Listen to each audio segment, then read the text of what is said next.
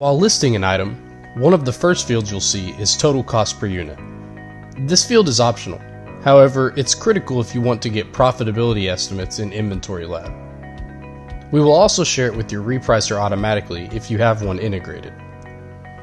Depending on your current settings, you'll either be able to enter a value directly in the cost field or click the calculator icon on the right. Clicking the icon opens the total cost calculator if it's enabled.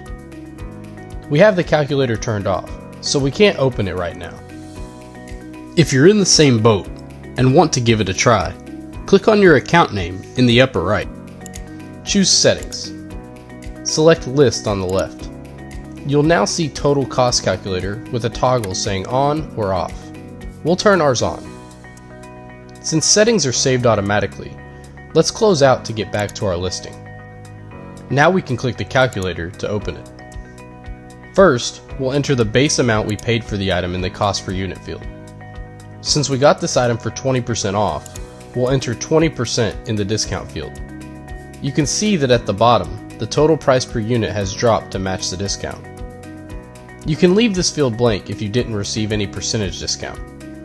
If there was a fixed amount off, like $5, we recommend subtracting that manually from the cost per unit instead.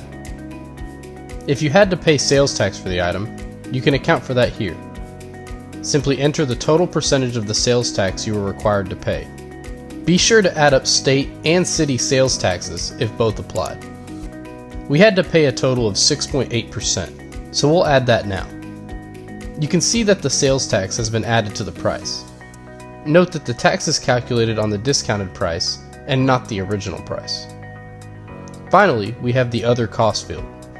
We've added up the cost of polybagging and labeling to about 35 cents per item, so we'll enter 0.35 here. That's it! We now have an accurate cost per unit. When we click Update Cost Per Unit, the form disappears and we're left with our final price in the total cost per unit field. You'll notice that the field is grayed out and cannot be edited directly. If you need to make any changes, click on the calculator again. All your previous entries will be saved so you can make adjustments as needed.